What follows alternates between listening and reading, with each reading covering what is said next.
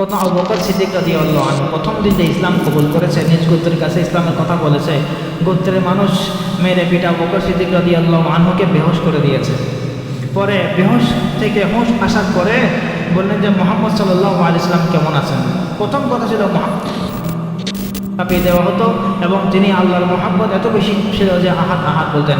কিতাবের মধ্যে আসছে যে বেলাল হাবশির কাছে এই সমস্ত কষ্ট আল্লাহর মহব্বতের মোকাবেলায় সব হালকা হয়ে গেছে। আল্লাহর মহব্বতের মোকাবেলায় সব কষ্ট বেলাল হাবশির কাছে হালকা মনে হতো।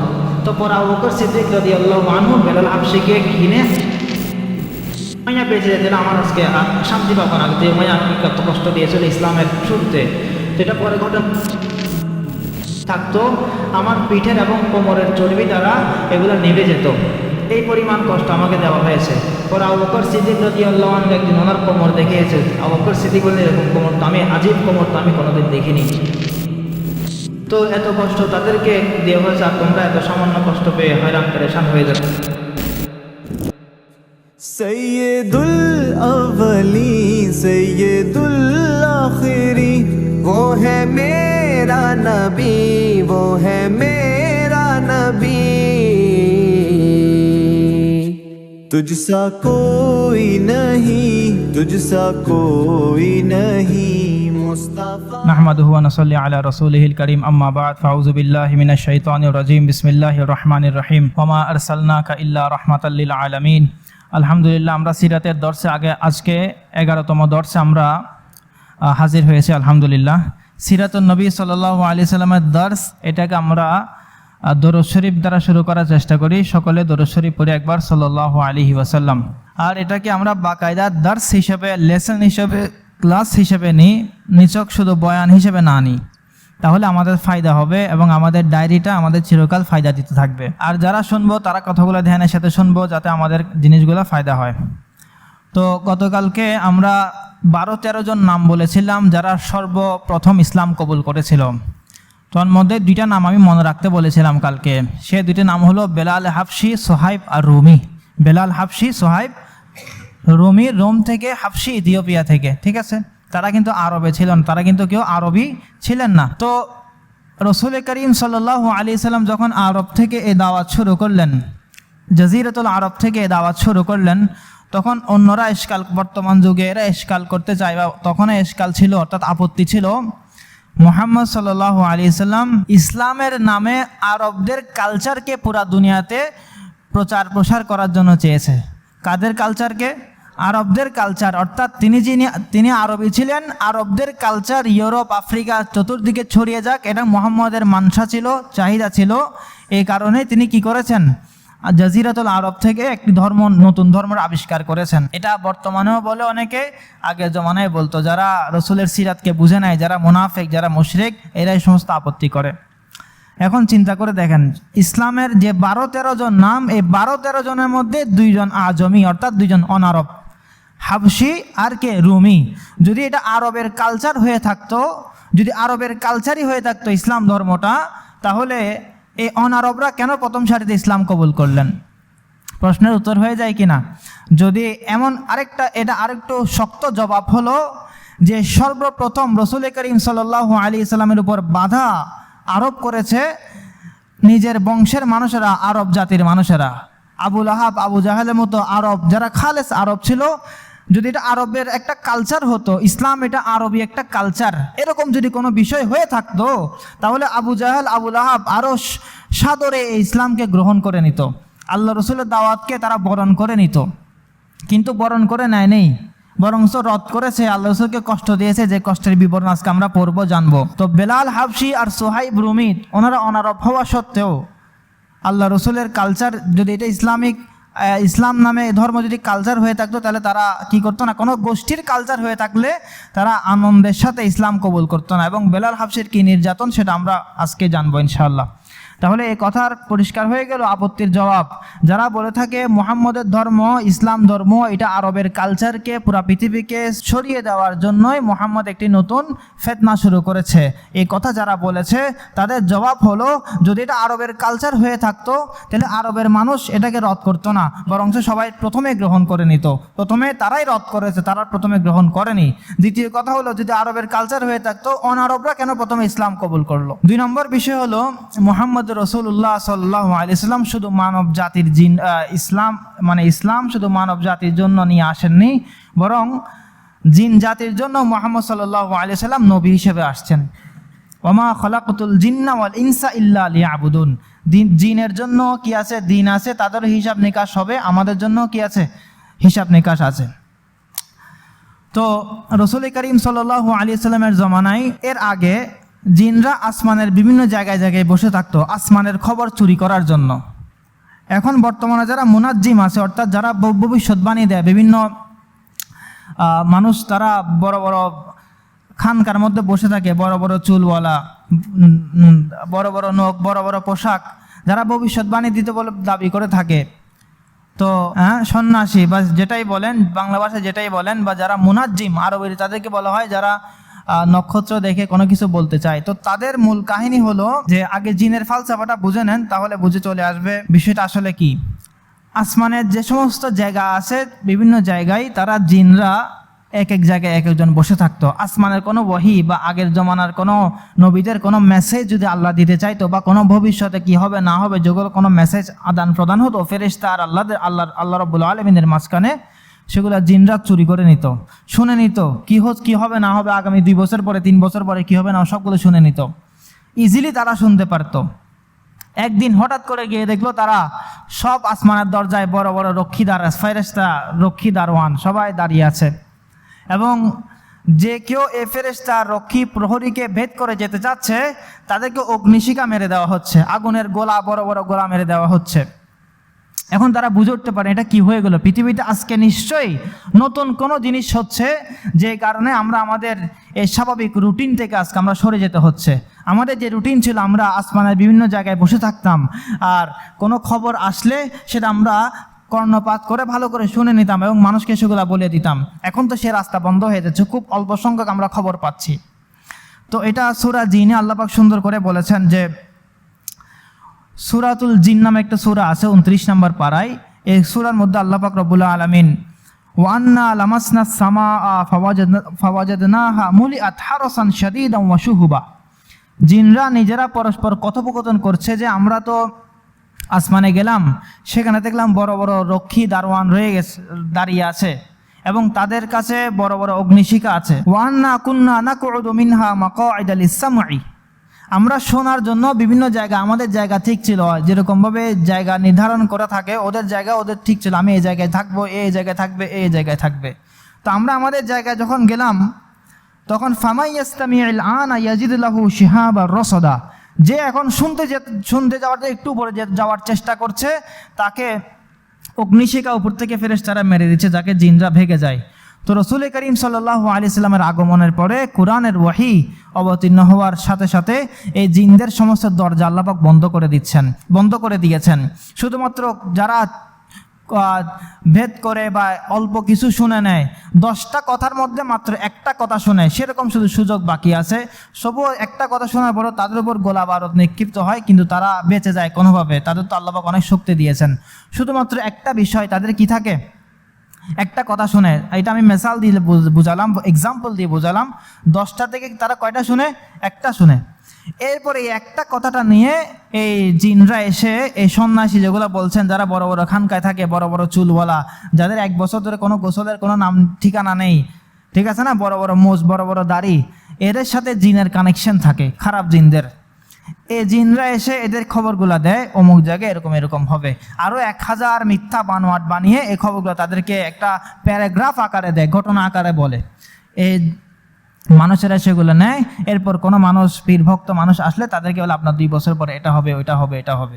তো হঠাৎ করে একটা ব্যাটে বলে লেগে গেলে তারা মনে করে তারা ভবিষ্যৎ জানে, অথচ তারা 10টার মধ্যে একটা শুনেছে, আর এই একটার সাথে 1052 কথা জিনরা তাদেরকে এসে বসে বলেছে। তো সূরাতুস সফফাতে এই আলোচনা আসছে, সূরা জিনে আলোচনা আসছে, বিভিন্ন আয়াতের কারিমার মধ্যে আল্লাহ পাক এই জিনদের কাহিনীগুলো আল্লাহ পাক বলেছেন। তো এই জিনের কথা যখন এই জিনরা এই আসমানের দরজা বন্ধ দেখলো, তখন পুরা জিন বাহিনী পুরা পৃথিবীর চারিদিকে মাশারিকাল আরদ ওয়া মাগারিবাহা, পশ্চিম থেকে পূর্ব চারিদিকে জিনদের বাহিনী প্রেরণ হয়ে গেছে। দুনিয়াতে আজকে কি হতে লাগলো যে আমরা আমাদের জায়গা খুঁজে পাচ্ছি না, আমাদের জায়গায় ফেরেশতারা প্রহরী হিসেবে দাঁড়িয়ে আছে। তখন তারা দেখলো যে এক জায়গায় রাসূল করিম সাল্লাল্লাহু আলাইহি সাল্লাম এক বাজারের দিকে যাবেন, নামাজের ওয়াক্ত হলো, সাহাবাদেরকে নিয়ে ফজরের নামাজ পড়ছেন, ফজরের নামাজে তেলাওয়াত করছেন। তো জিনরা এসে বসে আজকে এই ঘটনাই হয়েছে, এই ঘটনা আজকে আমরা এর পূর্বে আর কোনোদিন দেখি না। এটা এমন কালাম, এমন মাধুর্যপূর্ণ একটি কালাম, এমন মাধুর্যপূর্ণ কোরআন, যে কোরআনের বাণী আমরা আর কোনোদিন শুনি নেই। এই কোরআন অবতীর্ণ হওয়ার কারণেই আসমানে আমাদের জন্য এই প্রহরী দাঁড় করিয়া, যাতে আমরা এই কোরআনের বাণীকে চুরি করতে না পারি। কি করতে না পারি? শুধুমাত্র আল্লাহ থেকে জিবরিল, জিবরিল থেকে মুহাম্মদুর রাসূলুল্লাহ সাল্লাল্লাহু আলাইহি ওয়াসাল্লাম, মুহাম্মদুর রাসূলুল্লাহ থেকে সাহাবায়ে কেরাম তাবেঈন, তাবেঈন থেকে তাবে তাবেঈন, এরকমভাবে একটা চেইনের মাধ্যমে মাঝখানে যেন কোনো জিনের ইন্টারাপশন না থাকে, সেজন্য আল্লাহ পাক চারিদিকে পাহারা দিয়ে কি করেছেন? ইলমুল ওয়াহিকে সংরক্ষণ করেছেন, আল্লাহর কোরআনের ওয়াহিকে আল্লাহ পাক সংরক্ষণ করেছে। তো এই জিনরা বলল যে কি, কুল উহিয়া ইলাইয়া আন্নাহু ইসতামাআ নাফারুম মিনাল জিন ফাকালু ইন্না সামি'না কুরআনান আজাবা। জিনরা পরস্পর বলাবলি করা শুরু করে, যখন তারা দেখতে পেল রাসূলের জামাত ফজরের নামাজ আদায় করছে, তখন তারা পরস্পর এসে তাদের সর্দারকে বলল, আমরা এমন একটি জামাতকে দেখলাম, তারা এমন কালাম তেলাওয়াত করছে, ইন্না সামি'না কুরআনান আজাবা, এক আজীব ধরনের কালাম আমরা শুনলাম, আমরা সেই কালামের উপর ঈমান নিয়ে আসলাম। ইয়াহদি ইলার রুশদ, যে কালামটা ভালোর দিকে পথ প্রদর্শন করে, ফাআমান্না বিহি, আমরা এই কালামের উপর ঈমান নিয়ে আসলাম। জিনরা কি করেছে? ইসলাম কবুল করেছে। ওয়ালান নুশরিকা বিরব্বিনা আহাদা, আমরা আমাদের রবের সাথে আর কোনো কাউকে শরীক করব না। তো ইসলামুল জিন, অর্থাৎ জিনরাও ইসলাম কবুল করেছে, অথচ এই জিনদেরকে রাসূল করিম প্রথমবার দাওয়াত দেয় নাই। এরপর আরেকবার জিনদের আসর করে সাহাবাদেরকে নিয়ে প্রকাশ্যে রাসূল করিম দাওয়াত দিয়েছেন। গতকালকে আমরা আলোচনা করেছিলাম মানুষদেরকে দাওয়াত দেওয়ার বিষয়ে। আজকে আলোচনার প্রথম বিষয়বস্তু কি ছিল? জিনরা ইসলাম কবুল করার বিষয়ে। তাহলে জিনদেরকে প্রথম ইসলাম কবুল করেছেন কোনো দাওয়াত ছাড়া, শুধুমাত্র কোরআনের আয়াত শুনে, কোরআনের তেলাওয়াত শুনে তারা ইসলাম কবুল করেছেন। তারা কোরআনের যে বাণী, সে বাণীর তাসির, সে বাণীর ইম্প্যাক্ট বা প্রভাব দেখে তারা ইসলামকে সত্য মনে করেছেন, আল্লাহর কোরআনকে সত্য মনে করেছেন। এখন দ্বিতীয় কথা হলো, রাসূল করিম সাল্লাল্লাহু আলাইহি সাল্লাম যখন 3 বছর পরে প্রকাশ্যে দাওয়াত দেওয়া শুরু করলো, তখন আল্লাহর হাবিব সাল্লাল্লাহু আলাইহি সাল্লামের উপর এমন এমন কষ্ট কাফের মুশরিকরা চাপিয়ে দিল, যেটা আমরা শুনলে আমাদের সহ্য হবে না। এত কঠিনভাবে আল্লাহর হাবিব সাল্লাল্লাহু আলাইহি সাল্লামকে তারা কষ্ট দিয়েছে। কয়েকভাবে রাসূল করিম সাল্লাল্লাহু আলাইহি সাল্লামকে কষ্ট দিয়েছে। একটা হলো তাওরিয়া করে, অর্থাৎ মুখে বলে এক কথা, তাদের অন্তরে আছে আরেক কথা। আমরা অনেক সময় মানুষকে একটু পাগল করে দেওয়ার জন্য একটা কথা বলে, আমি তাকে উদ্দেশ্য নিচ্ছি না, আমি কথা বলি একটা, কিন্তু সে সেটা শুনলে পাগল হয়ে যায়। এরকম অনেক মানুষ আছে কি নাই? কিন্তু আমার উদ্দেশ্য থাকে তাকে পাগল করা, কিন্তু আমি তার দিকে তাকিয়ে বলি না, অন্যদিকে তাকিয়ে বলি, কিন্তু সে শুনলে সে পাগল হয়ে যায়। এরকম কিছু কথা আছে কি নাই আমাদের সমাজে প্রচলিত? একভাবে সেরকম কষ্ট দিয়েছে। দ্বিতীয়ভাবে কষ্ট দিয়েছে সরাসরি স্ট্রেট ফরওয়ার্ড বিরোধিতা করে। আরেকভাবে, এটা 2 প্রকার। আরেকভাবে কষ্ট দিয়েছে সশরীরে আল্লাহর হাবিব সাল্লাল্লাহু আলাইহি সাল্লামের শরীরে হাত তোলে, নাউযুবিল্লাহি মিন যালিক। চতুর্থ প্রকার কষ্ট তারা দিল আল্লাহ রসুলের সাথে বাক বিতণ্ডায় লিপ্ত হয়ে, মুজাদালা করে, ঝগড়া বিবাদে, অর্থাৎ মানে আপনি যে ধর্ম নিয়ে এসেছেন এই ধর্মটা এই কারণে শুদ্ধ না, অর্থাৎ রাসূল করিম সাল্লাল্লাহু আলাইহি সাল্লামের ওয়াহির উপর বিভিন্ন আপত্তি শুরু করে দিল, উইক পয়েন্ট তালাশ করা শুরু করে দিল। এই 4 ভাবে প্রধানত আল্লাহর হাবিব সাল্লাল্লাহু আলাইহি সাল্লামকে তারা কষ্ট দিয়েছে। প্রথমত, অর্থাৎ ভঙ্গিমা, ভাব ভঙ্গিমা, কিছু শব্দ বলে, যে শব্দগুলা উদ্দেশ্য খুবই সৎ, শুনতে খুবই ভালো লাগে, কিন্তু তাদের উদ্দেশ্য মতলব খারাপ। দ্বিতীয়, স্ট্রেট ফরওয়ার্ড কষ্ট দিয়ে। তৃতীয়, তাদেরকে আল্লাহর হাবিব সাল্লাল্লাহু আলাইহি সাল্লামের শরীর মুবারক নাউজুবিল্লাহ তারা হাত তুলেছে, আল্লাহ রসুলকে বিভিন্নভাবে কষ্ট দিয়েছে। চতুর্থ প্রকার হলো আল্লাহ রসুলের কাছে বাকবিতণ্ডা লিপ্ত হয়েছে। প্রথম যে কষ্ট তারা দিল, যে তাওরিয়া করে, সেটা কিরকম উদাহরণ? তারা বলতো যে রাইনা, রাইনা, রাইনা, এটার শব্দের 2 অর্থ আছে। এক অর্থ হলো হে আমাদের রাখাল, আর এক অর্থ হলো রাইনা মানে আপনি আমাদের খেয়াল রাখুন। তাহলে এক শব্দ কি, এক অর্থ কি, আপনি আমাদের খেয়াল রাখবেন বা আপনি আমাদের খেয়াল করবেন, আপনি আমাদের খেয়াল রাখবেন বা খেয়াল করবেন। আর এক অর্থ হলো যে হে আমাদের রাখাল। ঠিক আছে, বানান একই, শব্দ একই, সব কিছু একই, কিন্তু শব্দের মধ্যে যখন বাক্যের মধ্যে আপনি শব্দটা প্রয়োগ করবেন তখন এই বাক্য আপনাকে বলে দিবে এই শব্দটা কি উদ্দেশ্য নেওয়া হচ্ছে। তারা শুধুমাত্র মুহাম্মদ রাসূলুল্লাহ আলাইহি সাল্লাম যখন তাদেরকে দাওয়াত নিয়ে আসতো তখন তারা র আইনা করে চিৎকার করতো বা একে অপরকে আইনা বলতো। এদের উদ্দেশ্য এটা থাকতো যে মুহাম্মদ এটা আমাদের রাখাল, আমরা তাদেরকে রাখালের মর্যাদা দিব। কিসের মর্যাদা? রাখালের মর্যাদা, মানে অর্থাৎ হে আমাদের রাখাল। কিন্তু মুহাম্মদ সাল্লাল্লাহু আলাইহি ওয়াসাল্লামের সামনে তারা বাক্যটা এমনভাবে বলতো যে বোঝা যাইতো যে দ্বিতীয় যে অর্থটা আছে আপনি আমাদের খেয়াল রাখবেন, এই কথাটা বোঝা যাইতো। তো আল্লাহ পাক রব্বুল আলামিন বলেছেন যে লা তাকুলু রাইনা ওয়াকুলু নজুরনা ওয়াসমা, হে মুমিনরা তোমরা কাফেরদের মতো রাইনা এই শব্দটা বলিও না, কারণ এই শব্দের মধ্যে তাদের বিষ আছে, এই শব্দের মতলব খারাপ, এই শব্দ দিয়ে তারা আল্লাহর হাবিবকে ছোট করতে চায়, নিচু করতে চায়। তখন আল্লাহ পাক রব্বুল আলামিন ইয়া আইয়ুহাল্লাযীনা আমানু লা তাকুলু রাইনা, হে মানুষ ইমানদাররা তোমরা রাইনা এই শব্দ দ্বারা রাসূলকে সম্বোধন করিও না বা ডাকিও না বা বলিও না। ওয়াকুলু নজুরনা অর্থাৎ উনজুরনা, এর রাইনার যে শব্দ অর্থাৎ যে আপনি আমাদেরকে খেয়াল রাখবেন, এটা আরেকটি সমার্থক শব্দ হলো উনজুরনা অর্থাৎ আমাদেরকে খেয়াল রাখবেন, আমাদের অবস্থা একটু লক্ষ্য রাখবেন। তাহলে এটা হলো কি তাওরিয়া করে অর্থাৎ না বুঝে মতো কষ্ট দেওয়া, কিন্তু তাদের মতলব খারাপ। দ্বিতীয়ত স্ট্রেট ফরওয়ার্ড তাদেরকে আল্লাহর হাবিব সাল্লাল্লাহু আলাইহি সাল্লামকে জবানের মধ্যে কষ্ট দিতেন। প্রথম কষ্টের কথা কালকে বলে দিয়েছি যে আবু লাহাব আবু জাহাল তাব্বাত ইয়াদা আবি লাহাবি ওয়াতাব যে নাজিল হলো, তো আল্লাহর হাবিব সাল্লাল্লাহু আলাইহি ওয়াসাল্লামকে কি বলেছিল আল্লাহর আবু লাহাব, তাব্বান লাকা সাফি সাইরিল ইয়াউম আলিহাযা জামাআতানা, হে মুহাম্মদ তোমার ধ্বংস হোক, তুমি কি আমাদেরকে এর জন্য জমা করেছো। দ্বিতীয়ত আবু লাহাবের স্ত্রী উম্মে জামিল, তিনি কি এই উম্মে জামিল এই অভিশপ্ত নারী কি বলতেন আল্লাহর হাবিবকে, আল্লাহর হাবিবের নাম হলো মুহাম্মদ, এই উম্মে জামিল এই মোহাম্মদ নামকে বিকৃত করে বলতো মুজাম্মাম। মোহাম্মদ মানে শব্দ হলো চির প্রশংসিত, যার প্রশংসা সব সময় হয়ে থাকে, এমন শব্দ হলো মুহাম্মদ। আর মুজাম্মাম মানে হলো যিনি চিরনিন্দিত, অর্থাৎ যার নিন্দা সব সময় রটনা করা হয়। তো মুহাম্মদকে বিকৃত করে উম্মে জামিল কি বলতো মুজাম্মাম। তো আল্লাহর হাবিব এই নেগেটিভ একটা শব্দ থেকেও একটা পজিটিভ সাইড বের করতেন, যে সাহাবাদেরকে বলতেন যে দেখো তারা কাফেররা আমার উপর কত এহসান করেছে, তারা মুজাম্মামকে গালি দেয়, মুজাম্মাম এরকম করেছে, কিন্তু আমার নাম হলো মুহাম্মদ, একটা গালিও আমার গায়ে পড়ে না, একটা গালিও কি পড়ে না আমার গায়ে পড়ে না। তো নেগেটিভ জিনিস থেকে পজিটিভ জিনিস বের করা এটা সিরাত থেকে আমরা শিখতে পারি। এখন আমাদের টেন্ডেন্সি এমন হয়ে গিয়েছে যে পজিটিভ থেকে আমরা নেগেটিভ বের করি। কারো পজিটিভ কোনো কাজ, বাদক কোনো কাজ, ইতিবাচক কোনো কাজ, সেটা দেখলে আমরা সেখান থেকে কোনো নেগেটিভ সাইড বের করে নিয়ে আসি। আর আল্লাহ রাসূল কি করেছেন, নেগেটিভ শব্দ থেকে পজিটিভ জিনিস দেখেছেন, যে মুজাম্মাম তো আমার নাম না, তারা গালি দিলে দেখ আমার গায়ে তো পড়ছে না। এখন কেউ আমাকে কিছু না বললো আমি আর ফিরে তাকাই যে আমাকে মনে হয় বলছে। তো পজিটিভিটি নিজের মধ্যে রাখা, বাদক একটা মানসিকতা নিজের মধ্যে রাখা। এরপরে আসেন শারীরিক কষ্ট, যেটা আল্লাহর হাবিব সাল্লাল্লাহু আলাইহি সাল্লামকে কাফেররা দিয়েছে। প্রথম প্রসিদ্ধ ঘটনা যেটা বিভিন্ন সিরাতের কিতাবে নির্ভরযোগ্য সূত্রে আমাদের কাছে এসেছে, কাফেররা আল্লাহ হাবিব সাল্লাল্লাহু আলাইহি সাল্লাম বাইতুল্লাহ নামাজ পড়ছেন, হারাম শরীফে নামাজ পড়ছেন, কাফেররা পরস্পর বলাবলি করে উঠলো, কে আছো মুহাম্মদের মাথার উপরে, যখন সে সেজদায় যাবে তখন ওই যে অমুক গোত্রের উটকে যে মারা গেছে সে ওটা নাড়ি ভরে নিয়ে আসে, গোবর নিয়ে আসে মুহাম্মদের মাথার উপর দিয়ে দিবে, এরকম কে আছো।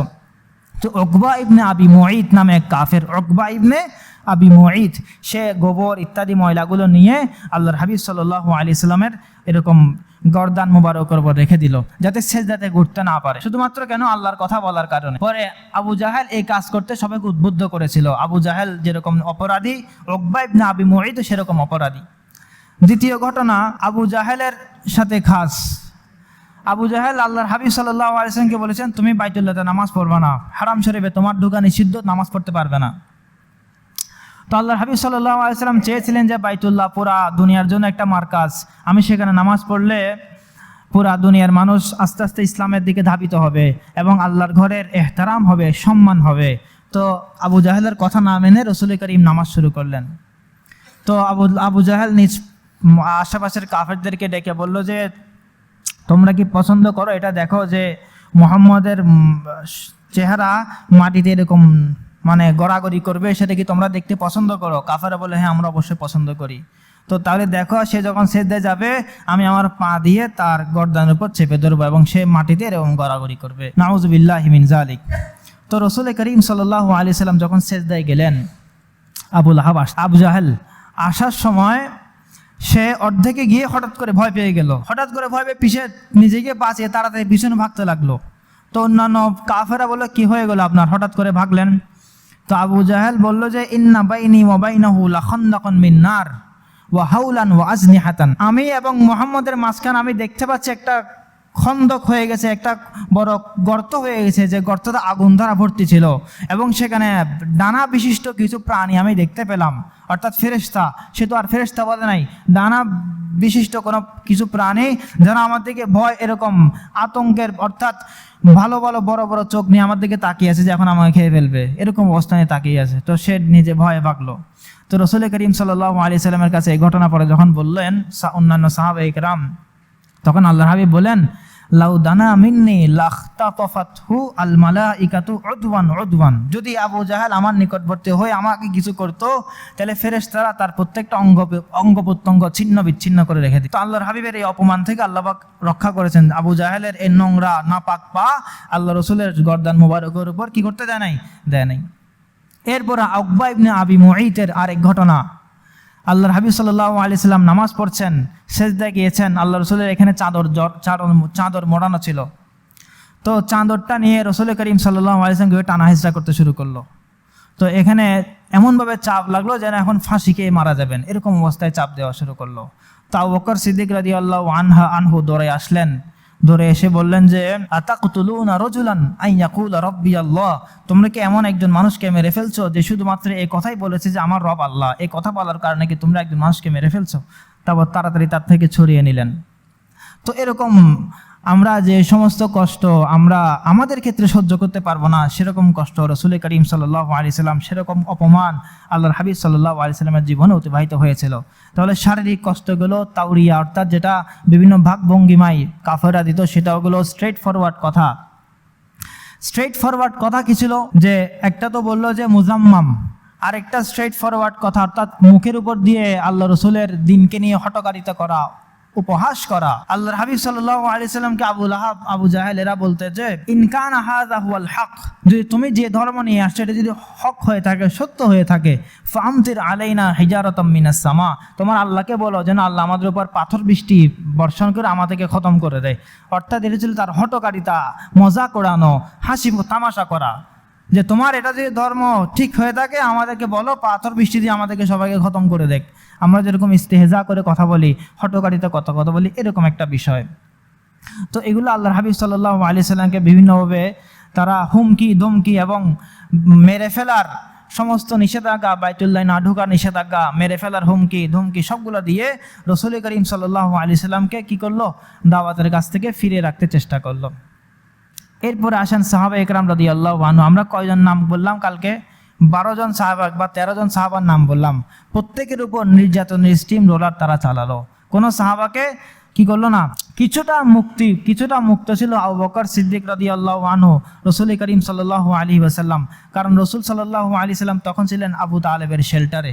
আবু তালেব যেরকম বলতেন পুরা কুরাইশ সেরকম চলতো, যার কারণে আল্লাহর হাবিবকে সেরকম বেশি কিছু করতে পারেনি, প্রথম থেকে যা করেছে। কিন্তু যে সমস্ত সাহাবায়ে কেরাম বাহির থেকে আসছে, যেমন বেলাল হাবশি, সোহাইব রুমি, তারপর অন্যান্য সাহাবে আম্মার ইবনে ইয়াসার, এই সমস্ত সাহাবায়ে কেরামের রক্ষা করার জন্য কেউ ছিল না এবং তারা ইসলামের কথা বললে তাদের উপর ঝাঁপিয়ে পড়তো কাফেররা। এরকমভাবে আপনি যদি বলেন সর্বপ্রথম আবু বকর সিদ্দিক রাদিয়াল্লাহু আনহু প্রথম দিন যে ইসলাম কবুল করেছে, নিজ গোত্রের কাছে ইসলামের কথা বলেছে, গোত্রের মানুষ মেরে পিটা আবু বকর সিদ্দিক রাদিয়াল্লাহু আনহুকে বেহুশ করে দিয়েছে। পরে বেহুশ থেকে হুঁশ আসার পরে বললেন যে মুহাম্মদ সাল্লাল্লাহু আলাইহি সাল্লাম কেমন আছেন। প্রথম কথা ছিল মুহাম্মদ সাল্লাল্লাহু আলাইহি সাল্লাম কেমন আছেন, আমি কোনো খাবার গ্রহণ করব না যতক্ষণ পর্যন্ত না আমাকে মুহাম্মদের খবর আমার কাছে নিয়ে না আসো। তো নিজ আম্মা বের হন, যার কারণে তোমার এত কষ্ট দিয়েছে মানুষ তোমাকে, তার কথাই তুমি আবার বলছো। সবাই বিরক্ত, সব আত্মীয়স্বজন বিরক্ত হয়ে গেছে। পরে মোহাম্মদের খবর আসে, মোহাম্মদ সাল্লাল্লাহু আলাইহি ওয়াসাল্লাম সুস্থ আছেন। তারপর আবু বকর সিদ্দিক রাদিয়াল্লাহু খাবার গ্রহণ করেছেন। বেলাল হাবশী রাদিয়াল্লাহু আনহু ছোট ছোট ছেলেবেলেকে লেলিয়ে দিত। বেলাল হাবশীকে গোলাম বলে বলে, পাগল বলে বলে মক্কার অলিতে গলিতে ঘোরানো হতো, পাথর চাপা দেওয়া হতো, মরুভূমির উত্তপ্ত বালুর মধ্যে পাথর চাপিয়ে দেওয়া হতো। এবং তিনি আল্লাহর মহাব্বত এত বেশি ছিল যে আহাদ আহাদ বলতেন। কিতাবের মধ্যে আসছে যে বেলাল হাবশীর কাছে এই সমস্ত কষ্ট আল্লাহর মহাব্বতের মোকাবেলায় সব হালকা হয়ে গেছে। আল্লাহর মহাব্বতের মোকাবেলায় সব কষ্ট বেলাল হাবশীর কাছে হালকা মনে হতো। তো পরে আবু বকর সিদ্দিক রাদিয়াল্লাহু আনহু বেলাল হাবশীকে কিনে আজাদ করে দিয়েছে। উমাইয়া ইবনে খলফ, যে উমাইয়া ইবনে খলফকে পরবর্তী যুদ্ধের সময় বেলাল হাবশী রাদিয়াল্লাহু নিজ হাতে কতল করেছে, যে আজকে যদি উমাইয়া বেঁচে যায় তাহলে আমার আজকে আর শান্তি পাবো না, যে উমাইয়া আমাকে কত কষ্ট দিয়েছিল ইসলামের শুরুতে। তো এটা পরে ঘটনা আসবে। তো উমাইয়া ইবনে খলফ তার গোলাম ছিল বেলাল হাবশী রাদিয়াল্লাহু আনহু। তো এই বেলাল হাবশীকে আবু বকর সিদ্দিক রাদিয়াল্লাহু নিজ টাকা দিয়ে কিনে আজাদ করে দিয়েছে। এরপর আম্মার ইবনে ইয়াসার পুরা পরিবার, আম্মার ইবনে ইয়াসার হলো বাবা, ইনিও ইসলাম গ্রহণ করেছেন। ওনার আম্মা হলো সুমাইয়া, ইনিও ইসলাম গ্রহণ করেছেন। আম্মার ওনাদের ছেলে, ইয়াসার আর সুমাইয়ার ছেলের নাম কি? আম্মার রাদিয়াল্লাহু আনহুম, উনিও ইসলাম কবুল করেছেন। ওনাদের পুরা পরিবারের উপর নির্যাতনের শেষ ছিল না। আল্লাহর হাবিব সাল্লাল্লাহু আলাইহি ওয়াসাল্লাম ওনাদের ঘরের পাশ দিয়ে যাওয়ার সময় ওনাদেরকে জান্নাতের সুসংবাদ দিতেন, হে আম্মারের পরিবার, তোমরা জান্নাতের সুসংবাদ গ্রহণ করো, তোমার জন্য জান্নাত অপেক্ষা করছে।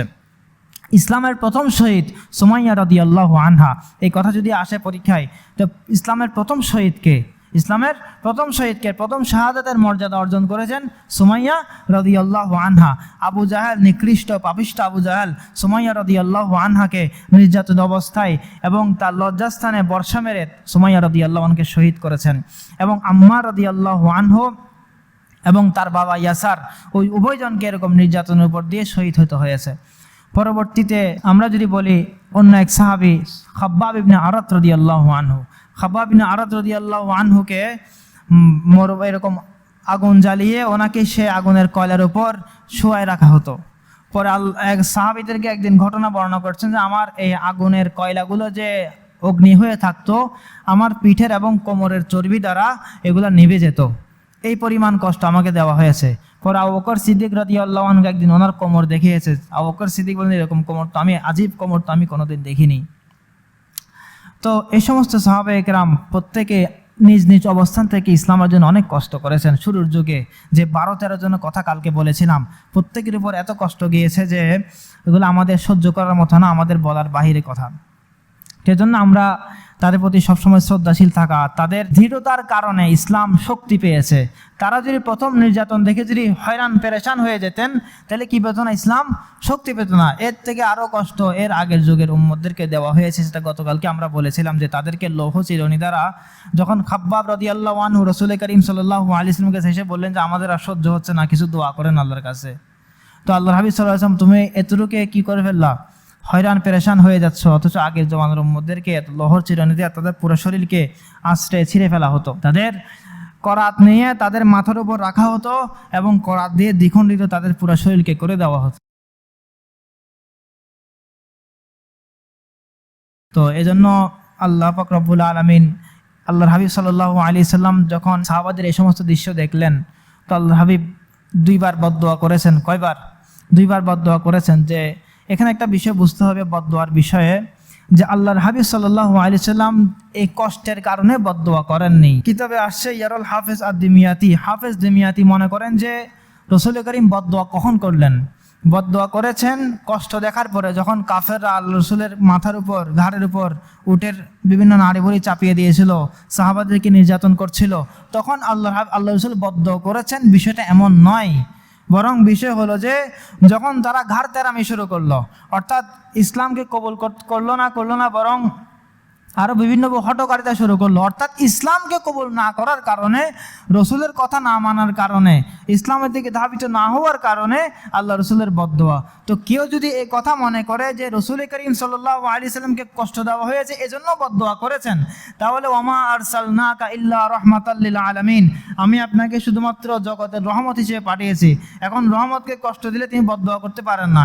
তিনি নিজের জন্য এবং প্রত্যেকটা দায়ী যারা ইসলামের কথা বলবে তাদের এই কথা সবক গ্রহণ করা দরকার যে নিঃস্বার্থের জন্য তারা বদদোয়া দেয় না, নিজের কষ্টের কারণে নিজের কষ্ট তারা আল্লাহর জন্য বরদাস্ত করে নেয়।